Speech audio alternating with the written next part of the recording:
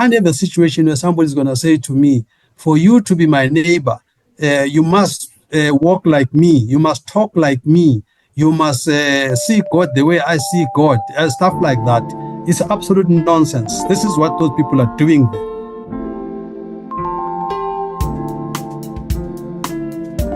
My guest is Mzwanele Manyi, and I really hope I say that right because a lot of people get angry if I say these names wrong. However, Mzwanele Manyi is the chief whip for the uMkhonto weSizwe party, the MK party in South Africa. I read somewhere, Mzwanele, that you also go by the name Jimmy. Am I right? I used to. Yeah, I removed that name from my ID because it colonizes me. So as part of my decolonization project, I was going to talk to you about that because I was not going to call you Jimmy because I thought, no, that's going to really take us back to another time. Yes. When you were called Johannes or the black lady in the kitchen was called Maria. So that's right. Let's not. Yeah. I get that. First and foremost, thank you very much for talking to me. Let me start this chat with the most recent events. I just received a few hours ago WhatsApp from somebody who said, who informed me that the Americans are right now introducing the sanctions bill against South Africa. I think it's called the U.S.-South Africa Bilateral Relations Review Act of 2025. Let's start there. Your comments. No, look, I think the starting point for us is that we have very little control of what outside people want to do with whatever power they have at their disposal. The issue we have is how we respond to that. Yeah. I think that is the issue. And my only anxiety is that we in South Africa right now, we don't really have the best in terms of leadership that we could otherwise have.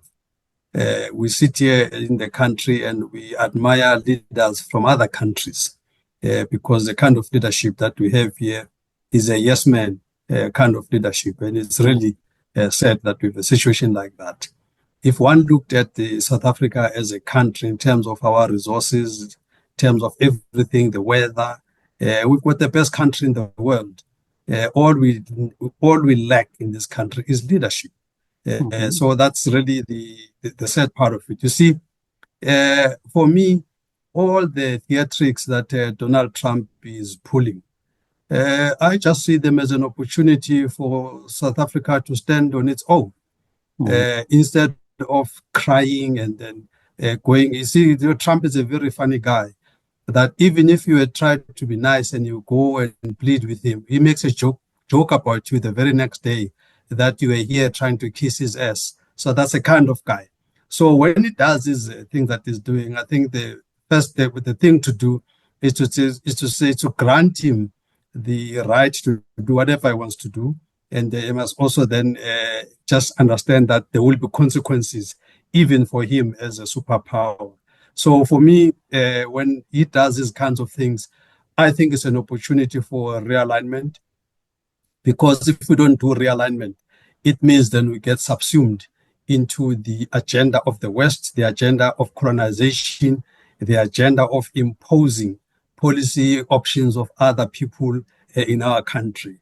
Yeah. I think it's an opportunity now for South Africa to strengthen the BRICS ties, speak to Brazil, speak to China, speak to Russia, and so on. That, for me, my knee-jerk reaction, that really when the more it does the kind of things that it's doing, the more we should strengthen the alternative approach, because we just cannot have a situation of being bullied.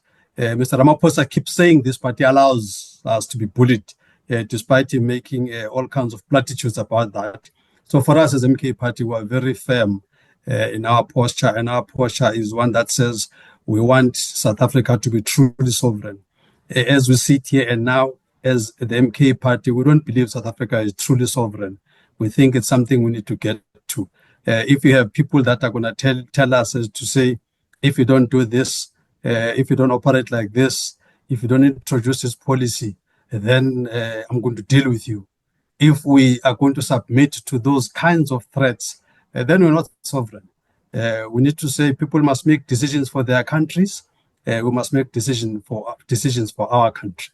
I think I'm right if I say that much of the motivation of Donald Trump is probably less the whole issue around the Afrikaners and probably more to do with South Africa's policy towards Israel, and probably more to do with our relationships with Russia and Iran, for example. So just point for point, what you're saying is you're not going to buckle. Let's not bend the knee for Donald Trump. That's what I hear you say. So let's just talk about that. Policy towards Israel. Are you saying continue with the case against the genocide case against Israel? Yeah, look, I think the first point to make is that South Africa has got historical friends. Us from the liberation movement side of things, we've got historical friends. Back in the Soviet times, countries like Russia, like Cuba, gave substantial support to get us to where we are. We are not just about to dump them today because sitting where we're sitting. That's the first thing. And in terms of the South African posture, in terms of the issues around Israel, Palestine, and all of that, I think the best person that I could use as an example to characterize the posture of South Africa is the world icon, somebody that he's like a saint. That is President Mandela. President Mandela was very clear that the solution for Palestine is the two-party state, as it were. That was a solution that they proposed, and that would bring peace and everything. Recently we were in what we call this thing IPU, International Parliamentary Union, in Uzbekistan, and even there, all the participants in that arrangement, they all supported unanimously, the two-state solution, as it were. So, and that was proposed by the Palestinians that were there in that meeting.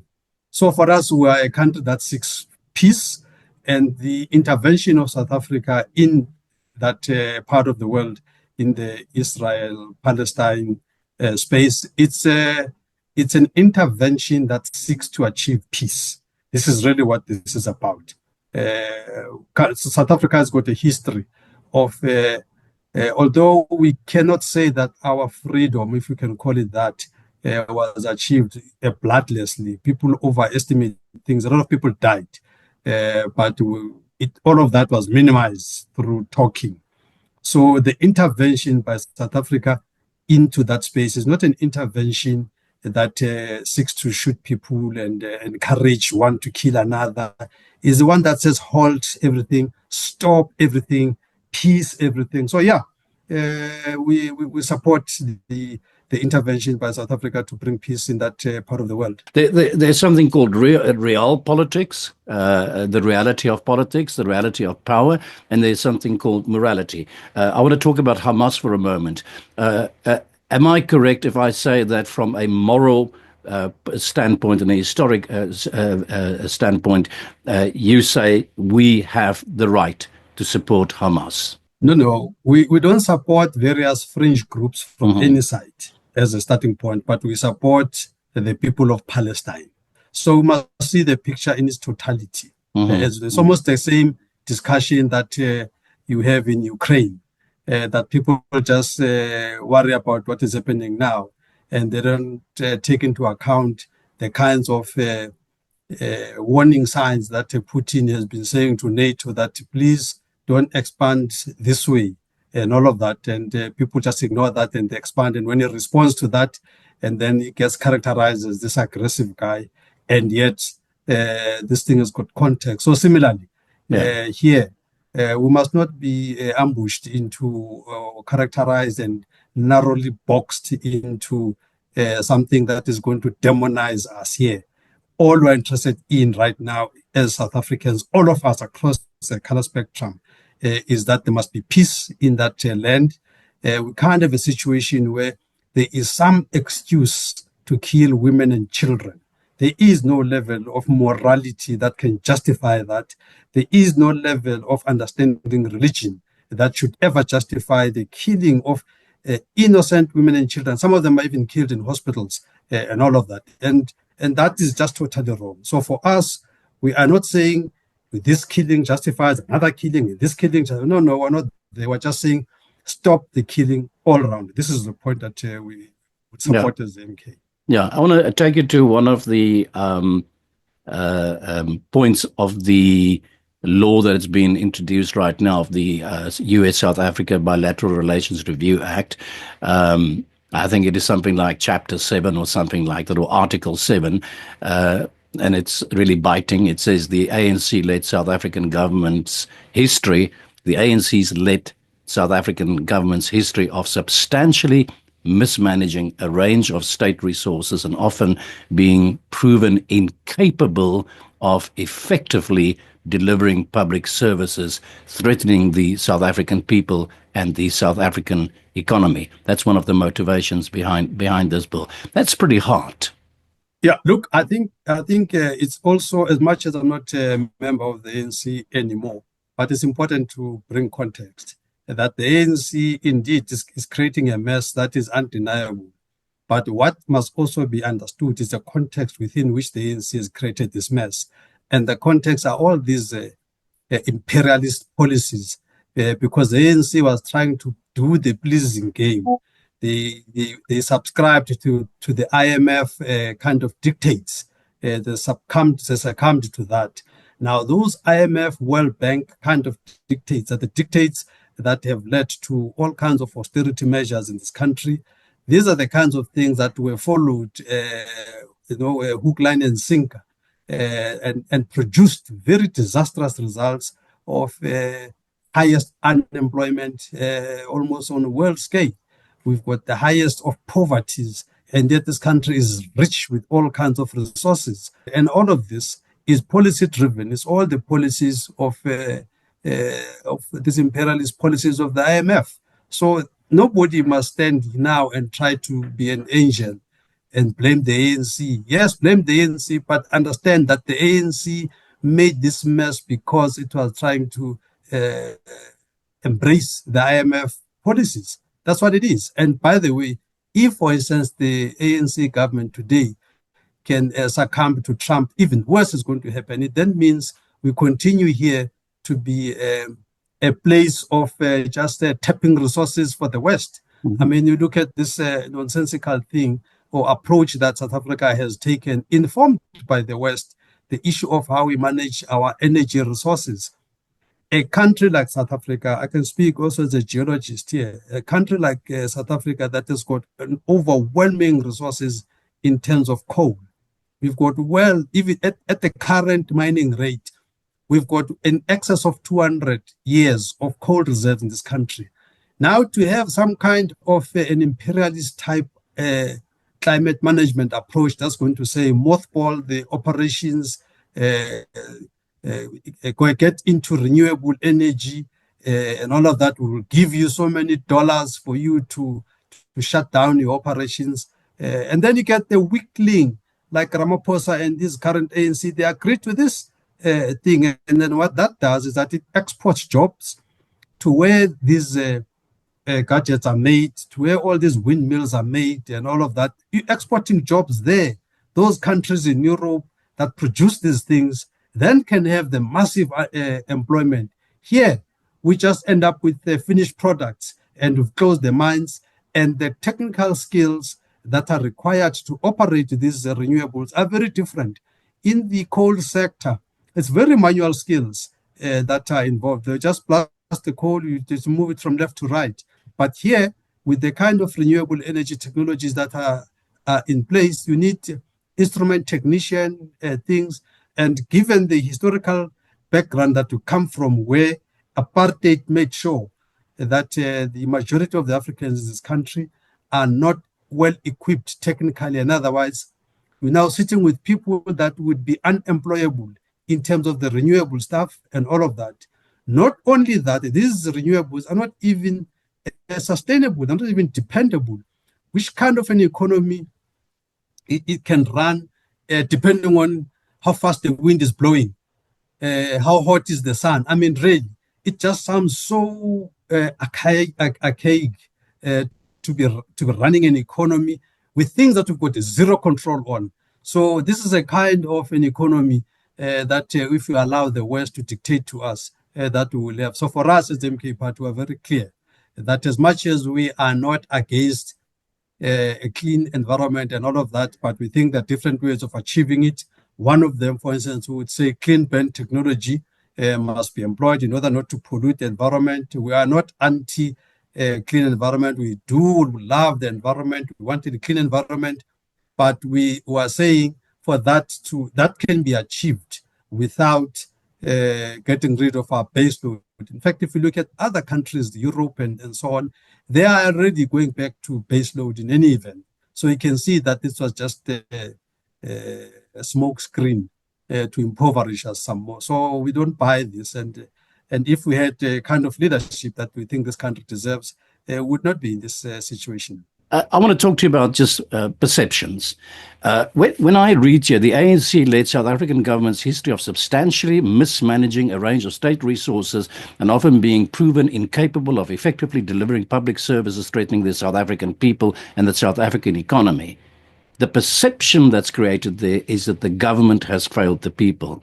What this really is saying is the ANC and what people are saying on the street level is the African National Congress, once hailed as one of the greatest organizations, a liberation organization in the world, has totally and absolutely failed people. / a black government has failed people. No, look, I think it's... I'm not stating that as a fact from myself. I'm saying that's the perception. No, that's what people are saying. It's fine. It's fine. I think it's a very... what shall I call it? It's a very self-serving characterization. That characterization, because it just omits a whole range of things. You must remember that the ANC that we're blaming today is the ANC that allowed the kind of property clause we have in the Constitution. You have a situation in this country where the African people in the main are squashed into the most inhabitable pieces of land. And for you to go beyond that, you find that if you wanted to expand that township, that urban area, want to expand that, you find that the ground on the other side is privately owned.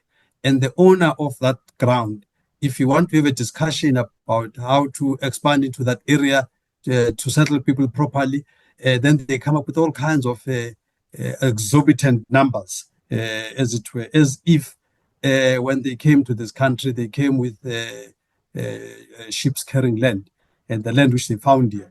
So that's a situation. So I'm not here going to make excuses for the ANC, but I'm not going to allow a situation where because I'm not ANC and then end up with the ANC being blamed for a macro issue which is being ignored, which macro issue was actually to service the interest of imperialism.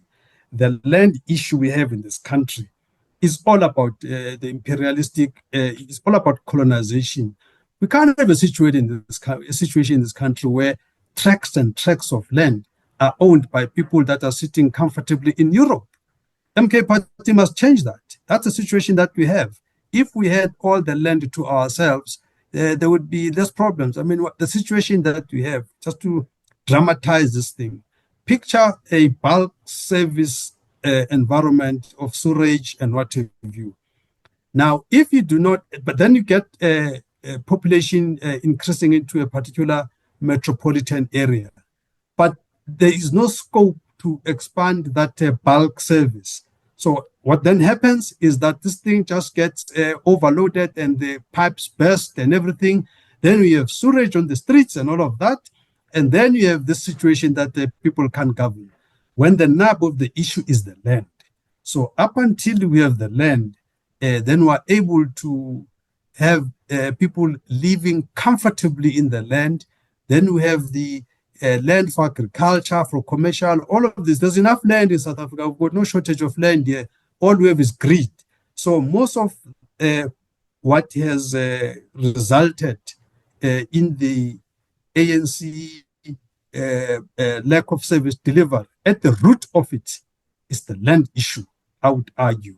So I'm not here to make excuses that the ANC did what it didn't do as well as it could have and all of that. But we must not run away from the fact that this mess that the ANC created, it's because it was trying to please the West. And for the West to come today to say they can't govern and all of this, and in that same spirit, they don't say let's release the land. You see, if you release the land, for instance, as for argument's sake, and then people fail, then you can make this kind of assertion. But you can't keep like 80% of the land and you squash people into 20%, and you expect that the great much 80% of the population must be squashed in 20% of the land, and then you come here with a red pen to mark how well you've been doing. I mean, it's a clear setup for failure, as it were. So we must see things in the proper context as they are. So just to summarize, what you're saying, and that would be the policy of the MK as well, is that this massive failure that's been described by the Americans here, or is really the talk of the international community of service delivery in South Africa, the masses of corruption that we've seen over the last 20, 30 years, the obvious mismanagement of systems in South Africa, and this is the perception that is out here in the world, that all of that will be resolved once the land issue is resolved. Is that what you're saying to me? That it will go substantially towards addressing it. You must also remember, when it comes to corruption, there are two sides to corruption. There is a corruptee and there's a corruptor. And some of the corruptors are from America. Some of the corruptors are from Europe. If you look at the state capture report and you look at the companies that have been found with their fingers on the till, are big multinationals that are placed in America, that are placed in Europe. So don't come here and say people are corrupt when you are the one that has been corrupting them. So they must take the equal responsibility. Is South Africa has got a level of corruption? Is that the question? Answer is yes. But who's responsible for it? Mainly the multinationals have been rolling out bribes like you can't believe it. Mm-hmm. So they can't now say, because they've been rolling out bribes, and say and start blaming people that, hey, these people have been taking bribes. They must also say, we have been giving these bribes. Let us have a balanced discussion. So I don't accept that the corruption that is there is because of people. Yes, people could have been more morally upright and all of that, but those that provided the funds for corruption must equally take accountability. There is a perception of South Africa falling to pieces. We see the images of obviously the Eskom problems, electricity problems in the country. We see water management problems. We see literally the decay of cities. We get to see pictures of what Johannesburg inner city looks like today. Those are all creating very specific perceptions. But against that background, just to get back to the most recent news, recently the EFF planned a march on Oranje. Recently, an MK delegation visited Kleinfontein. This weekend, we saw the EFF having a rally around Kleinfontein again. This is stuff that's being reported on here internationally. We see the pictures here in the newspapers. People are talking about that. My question really is a simple one regarding this. If we look back at the last couple of weeks and the focus on these little bits and bobs of land, Oranje and Kleinfontein, 55% of the country's people live under the breadline. Mothers can't put bread on the table for children, but the EFF, and I'm not pointing the finger to EFF, the political action is a march on Oranje, a march on Kleinfontein. What does that tell us about prioritization in South Africa? Yeah, let's answer your question as you've asked them, as you've built up on it. Firstly, we would argue as the MK party that this whole thing about the collapse of the state-owned enterprises, all the things that you mentioned, collapse of Eskom and all of those things, we argue that this is all orchestrated. It's a model called defund and then destroy and then take over. It's all part of recolonization. It doesn't happen by mistake. It's all orchestrated. We can see right through it. You can't have a situation where even the budget of this country, for instance, there is something called division of revenue, where the money gets split. Now, where the rubber hits the road at local level, we have a formula that says, in terms of the split that these people should get, is like 9% of the within that pool of revenue meant for those kinds of issues. Then the provinces get like 48 or 40 odd percent, national another 40 odd percent, and all of that. The people that need the money the most at local level, they get the least of the money. So you've got a structural problem here that is engineered to ensure that poverty continues. And people forget about these things, and they become clever sitting in boardroom offices and say, look at the mess, look at the mess. Yeah. And it takes people like the MK party that can see the big picture to say, no, this is all part of the game. People, then people can make statements like, you see, these people are failing and all of that. And they forget that it's policies that they have forced. These neoliberal policies of the ANC, that the ANC is a regular attendee in the World Economic Forum, is a regular attendee in Davos. This is where they get fed the poison of how to run the country. And they have to make statements there so that everybody can clap hands for them. And they do make those statements. They take pictures, they smile, and all of that. They come back to implement those WEF programs here in the country. And when the chips are down, the ones that have sponsored these policies stand back and say, look at you guys are failing. You might as well give it back to us to take over. It's all part of the strategy, which is what MK wants to get. Indeed, the MK party was the first party to go to Kleinfontein, because for us as MK party, we are not a hateful party. We want South Africa to work. We want all races in South Africa to live peacefully.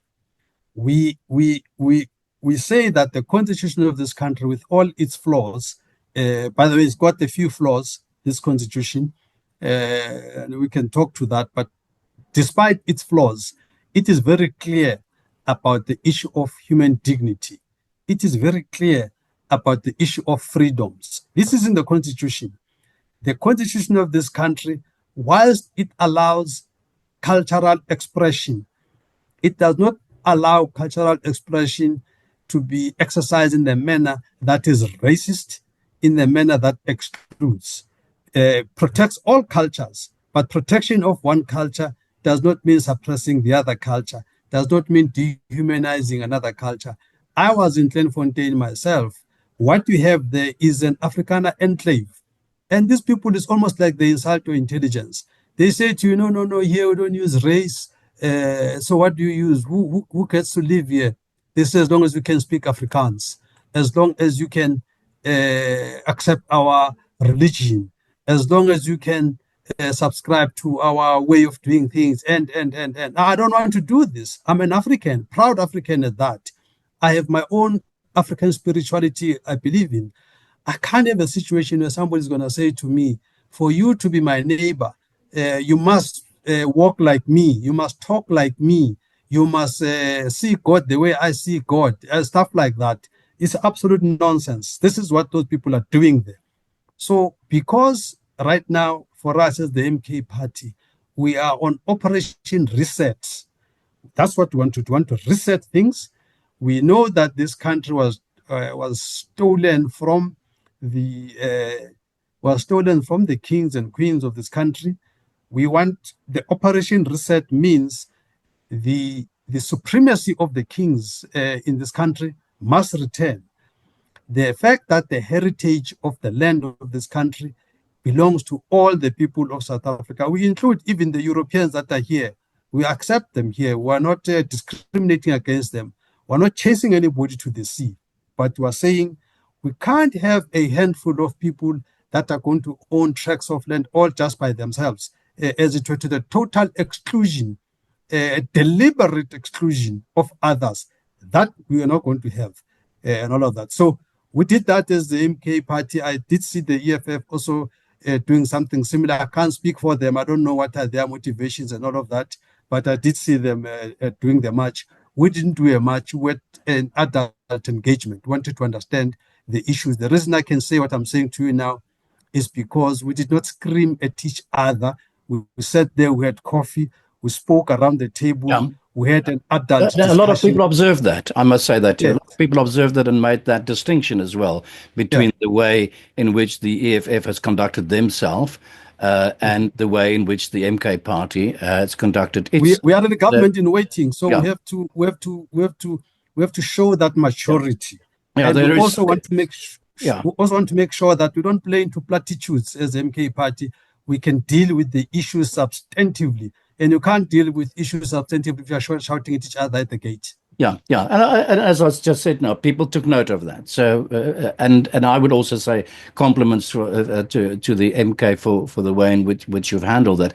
But I keep on going back to the perceptions that are being created, and my question really referred to the fact that we are confronted with ginormous problems in South Africa. Um, just the simple fact that according to the World Bank, I think 55% of the country's people are barely able to feed themselves. My question is, amidst all of this chaos in the country, why would a handful of people that choose to say, you know what, we don't want to be part of this, why would that cause such attention? Why should that be a focus? Should the democracy not be strong enough and confident enough to say, well, you know what, there are many little groups around the world from all sorts of, be it religious persuasions or cultural groupings, that for their very own reasons, which you may even have the right to call racist as well, do not want to be part of the multicultural, multi-ethnic, multiracial total grouping of the nation. What, given the fact that you have so many problems, why is that a focus, and why can we not find ways in which we can? I would imagine, I would say, tolerate the even those, democracy ought to be strong enough for me to even tolerate those that want to say, you know what, I don't want to be part of it. I want to go and sit peacefully in my corner. Yeah, with respect, that would be a very myopic view, very, very myopic, because if you take that view to its full conclusion, it would also support a view that says, I don't know where you stop with this. I mean, when we started with Oranje, I get you. We turned a blind eye on Oranje. Then we had Kleinfontein, and we turned a blind eye. Now we have Eureka. We turned a blind eye. Now you have Cape Exit. Where does it stop? Yeah. You know, before we know, we're going to have the Israel and Palestine war along the borders and all of that. So for us, we're going to take a long-term view and say, nip this thing in the bud because it's got no positive end in it. So nip it in the bud. And as you do, you don't disadvantage anybody, because we are not saying anybody must take anybody's anything, but we are saying we must coexist. We can't have a situation where Africans in their land of their birth, in their land of their forefathers, are treated as animals, are treated as these baboons that you must put a fence, they must not set foot here. We cannot have, that's very insulting posture to take. So we're not going to allow that to happen. We're saying we need to have a situation where we all must learn to live together. That's really all we're saying. So why is that a difficult concept to comprehend? The other side of the argument is that the multiracial, multicultural South Africa that was created in the 1990s is an illusion. That we have not been able to create a national identity for the country. And then the argument, if you talk to these people, go even further, that South Africa was an artificial creation by the British in 1911. So to what extent do you indulge that kind of argument, even if it's only based on Article 235 of South Africa's constitution? Is that part of the discussion, or is it not part of the discussion? Is it a fringe movement, or is it a real discussion? No, I think it's probably a fringe discussion, because I think the overwhelming majority of people of South Africa, despite our differences, we do live together. so on. There are fringe elements on either side. Mm-hmm. On either side, there are fringe elements. So it's not something that overly preoccupies us, as it were. I mean, from this discussion, I'll go and walk into town. You will not find anybody looking at you funny because you are of a different race and so on. So all of that. So no, those are really fringe discussions. That's why they must be nipped in the bud. These kinds of fringe activities. We on the one side, we can't have people that saying all the Europeans to the sea must go back to where they come from. We can't have that. But you also can't have Europeans that are going to be here and say, this is where I am. It's okay to control who lives in your yard. But if you are going to say, my neighbor, I'm going to dictate who must be my neighbor. I can't have a neighbor like this. Even though the other neighbor could be even more decent than you, could even be more educated than you, but purely because of race, you can't have that person as a neighbor. It's purely despicable racism that should not be entertained on global platforms. It's really despicable racism that, because here we're not talking about people that are just sitting here looking around as what they can steal. We're talking about people that want to make their own living and everything. And all we're saying is that, why is it that we have to justify our being humans? In other words, it's almost like this is apartheid, a sophisticated apartheid, because apartheid was a dehumanization of mainly the African people. And the United Nations declared apartheid as a crime against humanity. What is the difference between what is happening in Kleinfontein and apartheid? Because Kleinfontein is dehumanizing us. They don't see us Africans as people equal to them. Just put it in a sophisticated language that they think we're too stupid to read through it. But the bottom line is that they are actually saying, you people are not human enough. Why would that be a problem if I live next to you? I might be more educated than you in the first instance. I might even be more moneyed than you, for that matter. So why is that a problem? Purely because of my race. That is your only distinguishing factor here. Nothing else. It's just race. It's just the fact that I don't speak Afrikaans. It's just the fact that I subscribe to my African ancestry, and my God is a different concept to Jesus Christ, and all of that. Now, because of that, I can't be your neighbor. It is enormously important for us to really understand our history and to give a place to our history in our hearts, in our minds. My question to you, 30 years post-apartheid, white people, do they understand what happened during the time of apartheid? Do they understand, you mentioned now United Nations declaring it a crime against humanity. Do they fully understand what exactly that means, what the lived experience had been of those who suffered under apartheid? Do they fully acknowledge that, understand that? Do they have an emotional connection to that 30 years post-apartheid? I think it would be very dangerous for me to give a group answer to that question, because a lot of white people in this country understand exactly everything. And then others, and they understand that they try to do the right things, just that they're not in the majority. But there's a substantial number of, let me call them Euro-Africans that are here, that have understood where we come from and are trying to do good. There are those that have decided to have amnesia. They also know, but they decide to just blank it out, as it were. Then you do indeed have those that are genuinely ignorant, the younger generation that are just genuinely ignorant. They don't even understand being born into a privileged environment. For them, it's just normal. They just wonder, what's your problem? I just woke up at home and I just worked like everybody else. They don't understand that even where they live is a privileged area. It's near the industries, it's near the commercial entities. They don't even see that. They don't even appreciate that when they go to banks to ask for loans, to apply for loans and all of that, because of the background of their parents and everything. And in terms of the risk rating, they would be lower risk, and therefore they will pay a less premium in terms of their loans. Whereas an African who's got absolutely no asset register, who's got no rich uncle, becomes a high risk in terms of the credit model. And we pay more premiums in terms of loans than anybody else. So all of those things, some people are not aware of them in their proper contextual form. So you can't give a blanket answer to that question.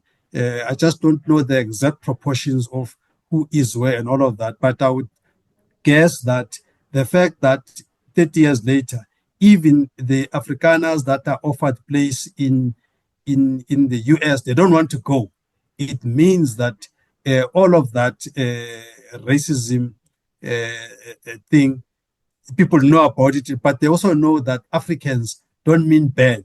Because, I mean, really, if Trump is giving you an escape, why don't you jump at it? It means they are just sensationalizing things for their own selfish ends. But it's not that South Africa is a bad country. This is a very good country, South Africa, and it's open to all. And we welcome everybody in this country. We're not chasing anybody away. All we are saying is that it's a simple thing. Let's recognize each one of all of us as a human being. That's what it is. Now, if you say I can't live next to you, you are reminding me of apartheid. That's what you're saying. Yeah. Mzwanele, when I jump in a taxi here to go to the city center of Amsterdam, and the taxi driver hears my strange Dutch accent and figures out that I'm a foreigner, which they always do. And I tell them that I'm from South Africa. The first reaction that I would get from the taxi driver, two reactions. One would be, oh, this is the place of enormous criminal activity, high murder rate. So the fear factor of the country. You talk about ordinary people on the street. And the second thing that I would hear is, oh, that's the country of reversed apartheid. So perceptions. AfriForum sits in the chambers of the United Nations in New York, and they present the United Nations with information about, I think, 144 race laws against white people. I presume probably 90% of those laws are directly related to BE. Once again, I talk about perceptions. My question to you is, do you think the way it's been perceived and experienced by white people, do you think white people in South Africa, A, have a moral responsibility to our history? And do you think that that moral responsibility should express itself in the form of, for example, BEE? Yeah, look, I think the important thing here is that I'm happy that you use the word perceptions are created. Indeed, perceptions are created. But then we must then say, what is the reality? And then people like yourself must actually help these nations by bringing the facts to the table. There is not one law in this country that is against white people. I repeat, there is not one law that is against white people. All those laws that you're probably mentioning are laws that seek to equalize. That's really all there is to it.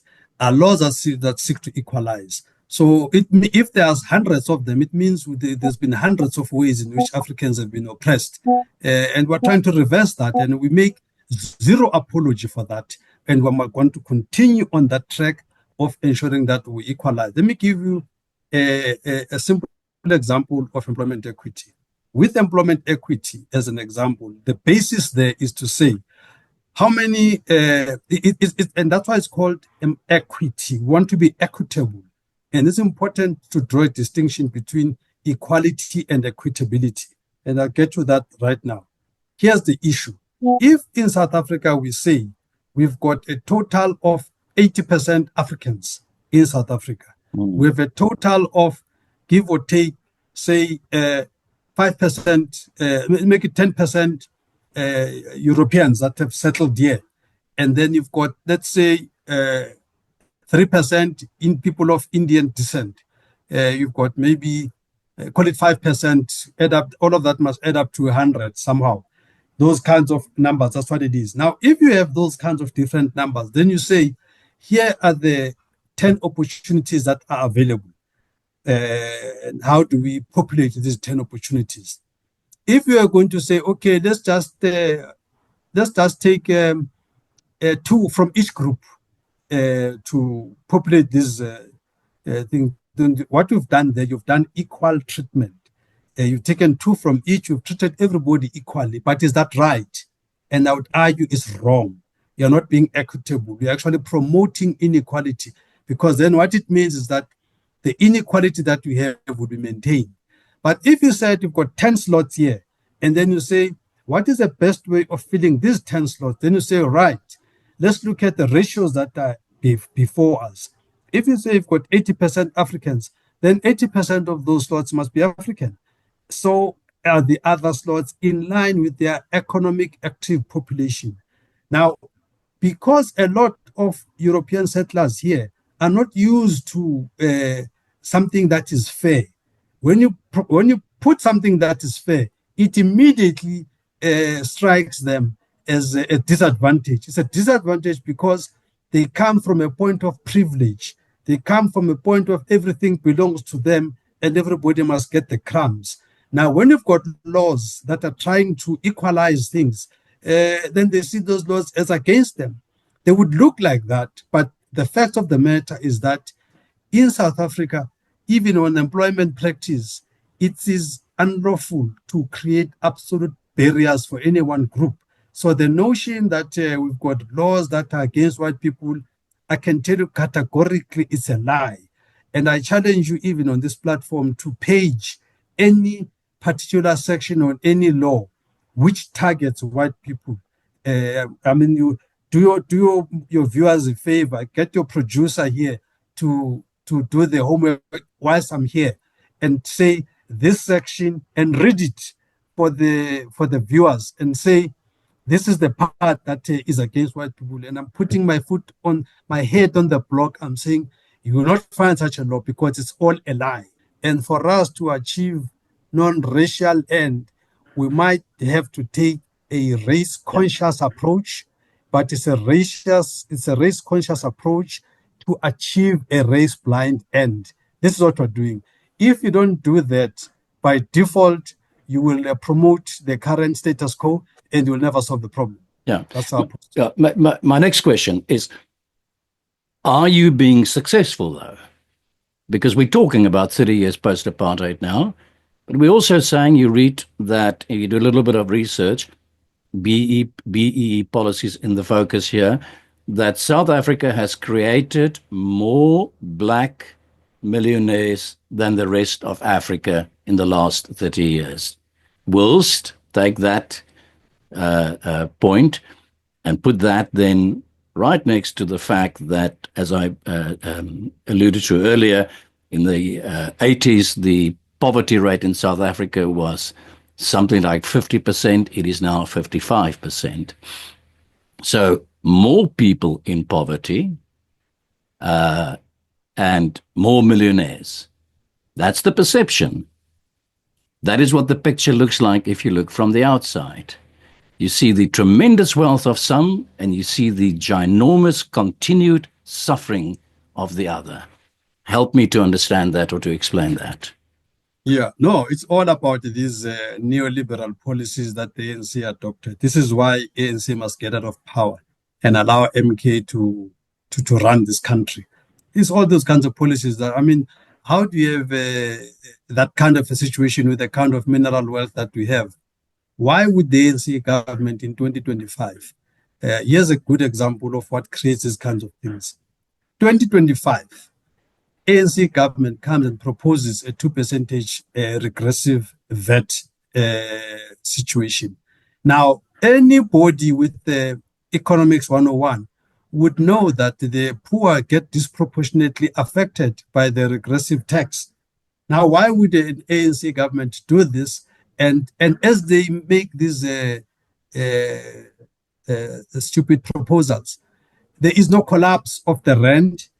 There is no reaction from the bond market and all that, which means that capital is happy with this kind of situation because it suits them. Had they done a progressive taxation and taxed the wealthy more and all of that, that would have solved the problem. But instead, because the ANC has bought into neoliberal policies, they do policies that punish the poor. So the reason we have the kind of poverty you're talking about is because the ANC has taken neoliberal policies to heart. That's what is happening. So the problem are the neoliberal policies, and they've got a willing implementer, as in the ANC. That's how we have a problem. Yeah, I want to put even more pressure on this point. You talked earlier about the corrupt person and the person who's doing the corruption. Yeah. Here is something that I've been saying for a long time. Help me to understand, and help people here to understand, and even help ANC supporters in the olden days. A lot of them here in Amsterdam that supported the anti-apartheid movement. Help us understand, how can a liberation movement that was extremely well regarded internationally for 80 years fight for the liberation of its people, and then when they get to the negotiation table at the end of the day, seem to walk away with a bag of cash in their hands and not delivering to their people? To put it very simply, shouldn't South Africans be a little bit embarrassed by the fact that in a country of such poverty, their state president is a billionaire? And I guess the other part of the question that I'd like you to get into is, I always say that it seems to me like a transaction. I think Julius Malema talks about the transaction that took place during the Codesa years. Was it a transaction then? Was the ANC at that point then already that part of that corruption and corruptee deal? Well, the answer is yes. But let me give you a background to this. You must remember that when the ANC started in 1912, I would argue that, in fact, if you look at it differently, even the start of the ANC is a bit dodgy. Here you have people that call themselves revolutionaries and all of that in 1912. And when the peace accord gets signed in 1902 between the white groups, the English and the Afrikaners, where they locked out the Africans, that's where the issues really started. 1902 when that happened. And then that peace accord was then progressed into the 1910 union, when they created this Union of South Africa and all that, where all the white groups were together on this thing, with the total exclusion of the Africans.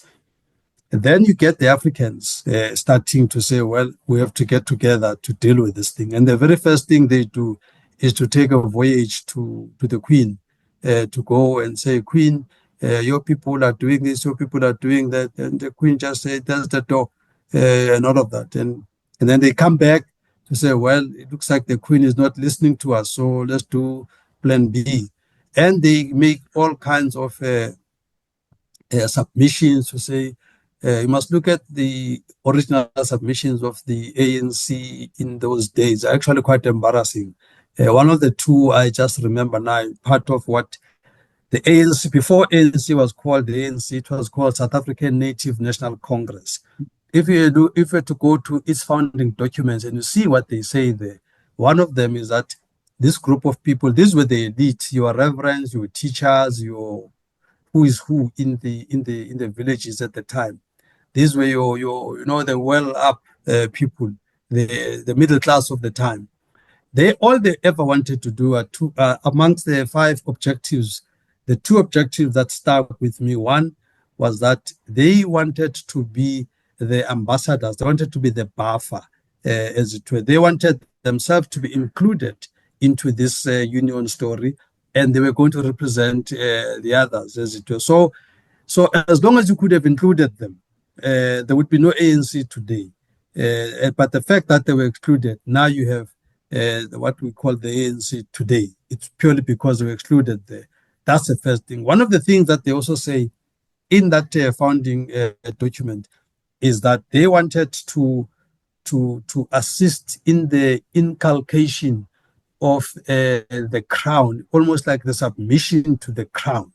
That was what they're going to do, that everybody must revere the crown and all of that. So if you look at that, perspective, then you see that actually maybe the start of the ANC was not as noble as we would want it to be. Yep. And then this thing moves on. As it moves on, then you get to a situation where in, I think, 1959, when there was a huge massacre in the Sharpeville area, the very next year, then you have the 1960, 31 May, Verwoerd declares South Africa a sovereign country and all that and so on. And then, and I'm going to put this together just now, and then that same year, the uMkhonto weSizwe party, not party, uMkhonto weSizwe Liberation Army, guerrilla army of the ANC gets launched in the 16th December 1960. And then on that year, when they get launched, obviously they'll be banned in South Africa by the Boer government that was here. Guess where did all the ANC people go when they were banned? They all went to London. Joe Slovo was in London, Oliver Tambo was in London, and all of this. I'm asking myself that how, if we had this colonialism that was destroying our people here, if we had this colonialism that took our land, when you have to flee the country, why would you flee to the colonizers' backyard? So now we're sitting with people with big English here. They've studied at Oxford and all of this. Mbeki did his economics at Oxford. We're supposed to accept these people as our liberators. So I think really, if truth be told, ANC has been a fake in all its life. I'm not surprised that when they went to CODESA, they did the kind of deals that they did. I mean, if you go, for instance, to the constitution of this country as we speak, before I even get to the constitution, the very first thing the ANC did in 1994 is to reverse, Verwoerd, hate him for everything. There's one thing Verwoerd that he did, that it's not politically correct to acknowledge it. But one thing that Verwoerd did, he declared South Africa a sovereign state, and the Boers were going to run this country. This is why in 1976, when I was still a primary school student, Verwoerd even tried to, or his system tried to get us to accept Afrikaans as a medium of instruction. The Boers really wanted to take over and so on, because they saw this as their land and what have you. That's another discussion. But bottom line is, South Africa was like a sovereign state. The comrades in 1994, the very first thing they did was to take us back into the clutches of the Commonwealth. Now, South Africa, as we speak here and now, is a member of the Commonwealth. And the issue I make about the Commonwealth is that the deal breaker for you to be in the Commonwealth is that you must agree that the head of the Commonwealth must be the crown.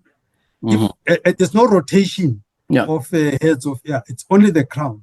In other words, we're sitting here in South Africa, we are puppets of the crown because of our Commonwealth membership, as it were. This is why, in fact, an embarrassing thing here is that you have to look at all the presidents of South Africa. They have to go and pay their respects in Europe, in the crown, as they take office. Then they get given that bath thing. They're almost like the Knights of the Crown. It's very embarrassing to have a situation like that were led by the Knights of the Crown and all that. So that's what is at play. If you go to the Constitution of South Africa, as we speak here and now, Section 25, subsection 7, that is the clause that deals in the main with the issue of land theft in South Africa. That clause says that if you're dispossessed of your land because of colonialism or apartheid or all of those kinds of things, it's got a date there, 19 June 1913, and then they say onwards. So in other words, the reparation, the restoration that we can talk about has got a date, 19 June 1913 onwards. So in other words, the Constitution is saying the plunder that happened way back from 1652 all the way to 1913, forget about that. That land is gone forever. Now, how can any revolutionary sign a thing like that into a constitution. This is a problem. So this is why, for us as the MK party, we are saying we have to reverse that. We have to check that out. We've actually submitted a private members bill, as I'm talking to you now.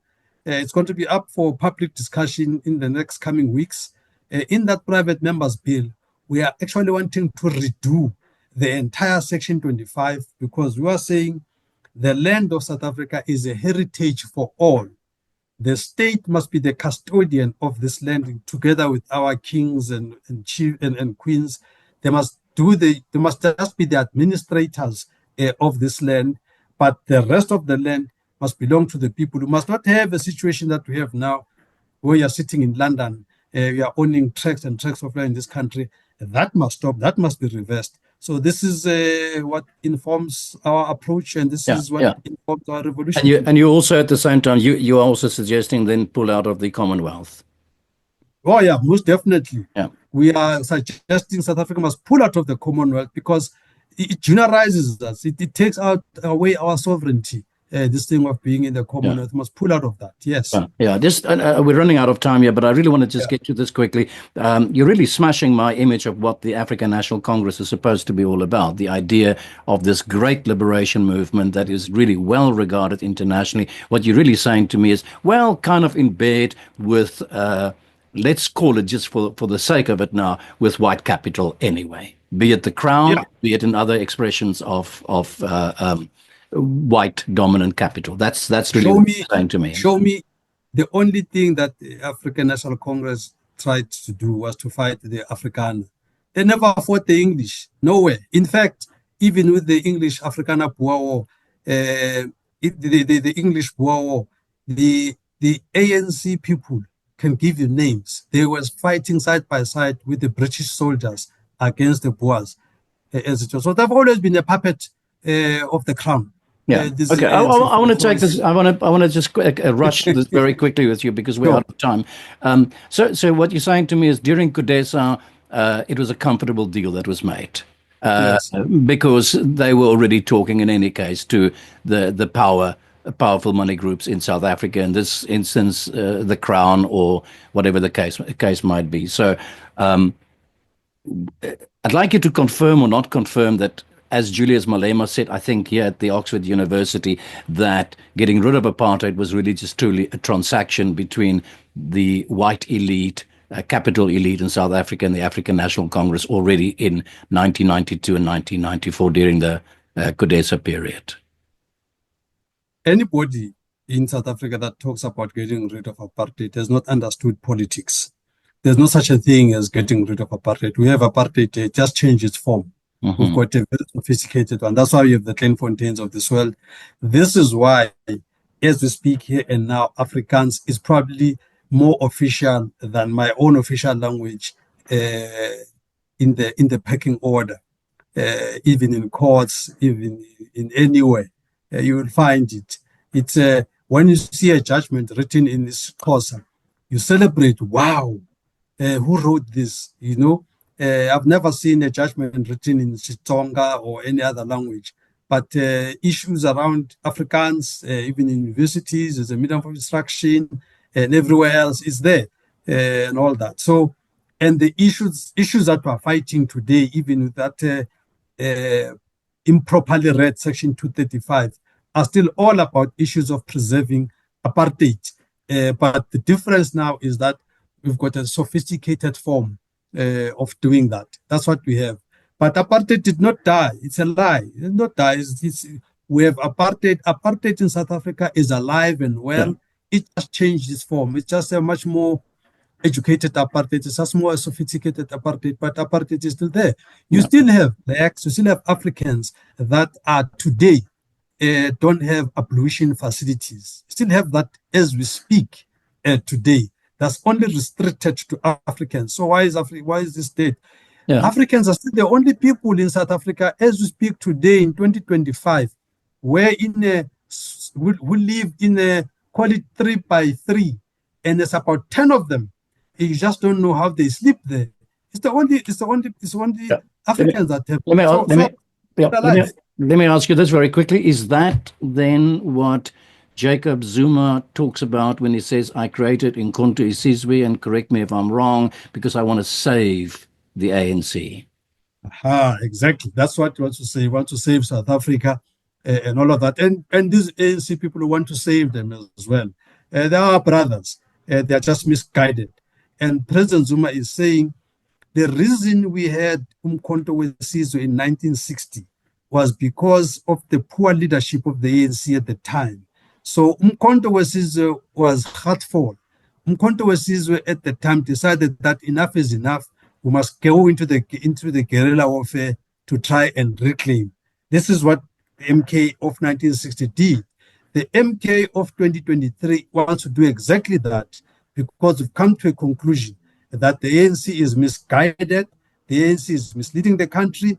Therefore, in order to reclaim it, we establish the same tactic that we did in 1960. We do it now in 2023 when the uMkhonto weSizwe was launched, uMkhonto weSizwe party, and the aim is to get the country back. That's really what we're trying to do. You use the word reclaim. You use the word reclaim. Yes. I want to just focus on that.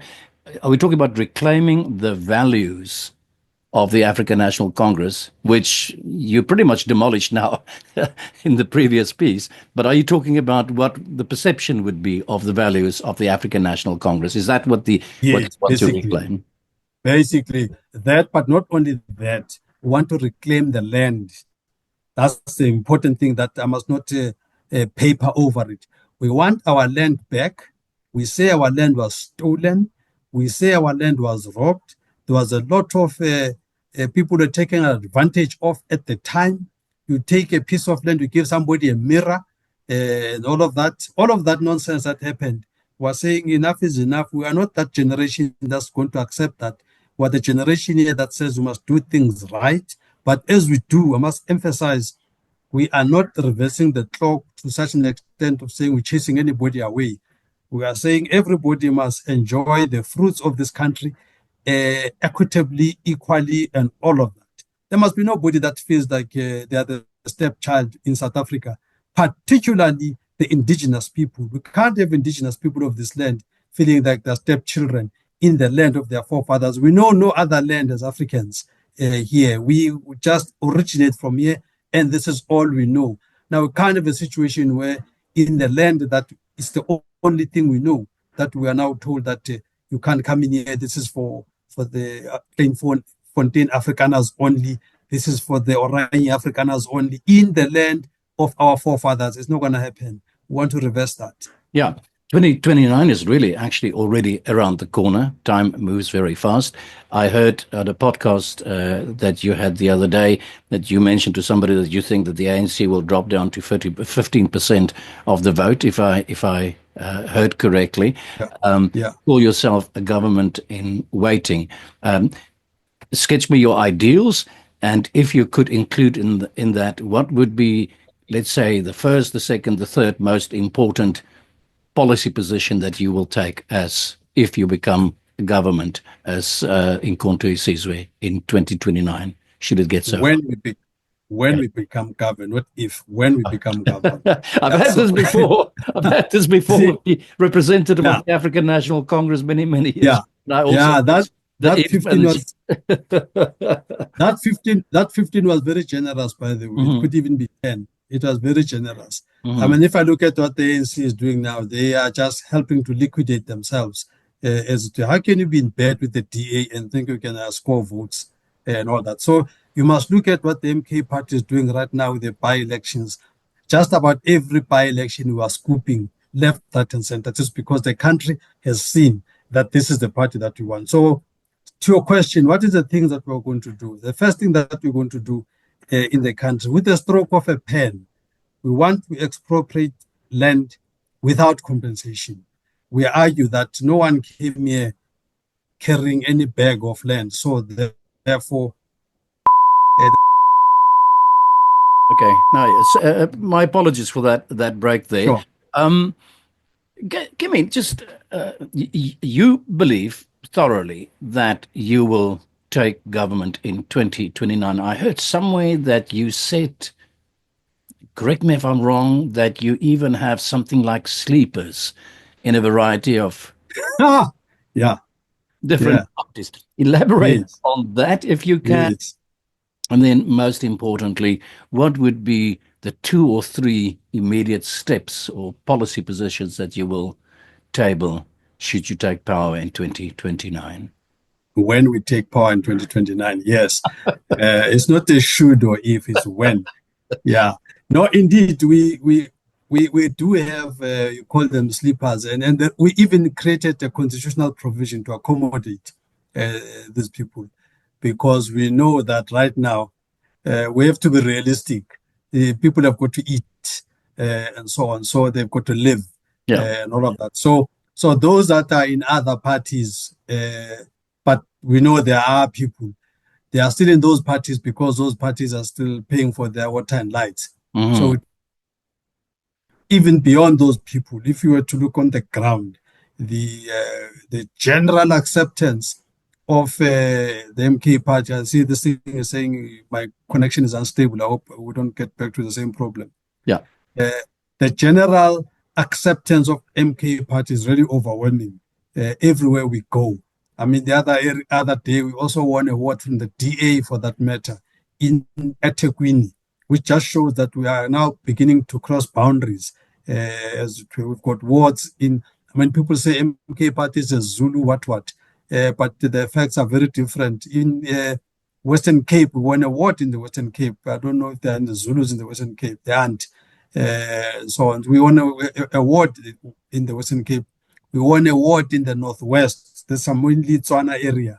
We've got a representation in Tabazimbi, in Limpopo. That is a Pedi-like area, Northern Sutu area. So we've got representation right across the different language groups in this country. So that's the first thing. So when we take over, one of the very first thing that we're going to do is to do good with land. We're going to make sure that the land belongs to all the people of South Africa as their heritage. This is our approach. We'll give leases to the people that want to own it. We're not going to get there and chase anybody away. If you do a good job farming and all of that, we allow you to continue to farm. We give you a lease as long as it's required for you to do your farming and all of that. So there's not going to be this massive chasing out of people. No, we want our farmers here, and I'm happy that they're not taking Donald Trump's offer, because we want them to continue their farming here. So we're not going to chase anybody away. So we're going to continue to do that and all of that. But what we're not going to have land for speculative purposes, where somebody has got this huge amount of land that's sitting there doing nothing and waiting for some value to do certain things, and then they can make a huge profit out of it on a land that God gave to all of us. That is not going to happen. We'll make sure that the land is used for the benefit of all. The next thing that we're going to do is to push the issue of industrialization. We want South Africa to be the industrial hub of the continent. So we would want all those companies, wherever, whether it's from China, even from America, it doesn't matter where it comes from, but want them to come and set up shop here in South Africa. In South Africa, we have a lot of minerals, from iron ore to platinum and all of that. We want to beneficiate our minerals here and sell them as finished products. There will be a percentage that we can still sell as raw, but we're not going to do what is happening now, where almost like 95% or more is going out as raw, and we buy it back in rings and all of that. That is a very foolish approach that must stop.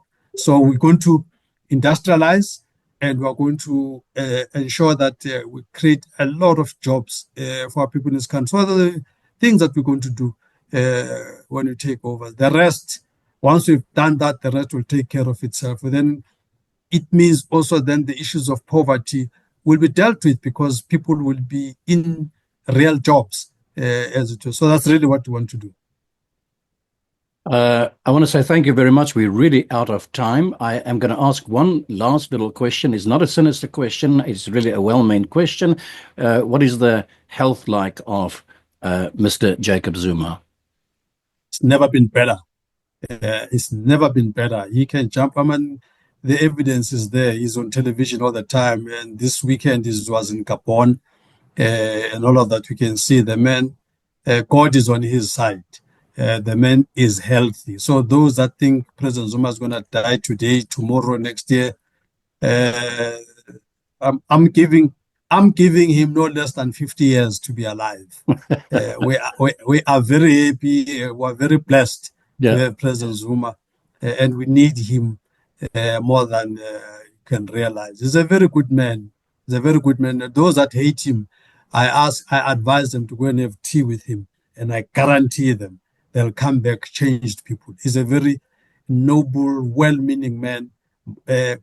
Is not only misunderstood, it is the agenda of the colonialists to have him misunderstood, because he is the true liberator. So the colonial agenda does not want people to be liberated. So the liberator will always be characterized as this demon, as this devil, and all of that. That's what they're trying to do, but they are not succeeding in any event. President Zuma is the most loved person in the country. When he walks into a supermarket, the supermarket comes to a standstill. Mr. Ramaphosa never gets that, but President Zuma gets that. Doesn't matter where he goes. He's a magnet. He's an enigma. So that's what we have. Allow me to indulge a little bit here, Mzwanele. I told you just before we started this discussion that you're like a politician. You always have the last, but never get to the end. This is a compliment to you and a compliment to President Zuma. I had the pleasure, as I mentioned to you, so having met him in a variety of places. In Denmark, I met him in San Diego. We spoke in Geneva, a number of countries where I met him. And I must say that the one thing that has always stayed with me was the tremendous charm of this man and these tremendous warmth of him as a human being, just as a person. And I always fully well appreciated that. Should you see ex-President Zuma in the next coming days or weeks, please do give him my warmest regards from the Netherlands and to you. You know, and another time I would have called you, I would have said goodbye, Jimmy, to you. I'm not saying goodbye, Jimmy, to you. And we're happy that we're not doing that. Thank you very much, Mzwanele Manyi, for this discussion. I hope we'll meet again. Bye, thank you. Till we meet again. Thank you very much. Okay. Thank you. Let me just pause the camera here for us.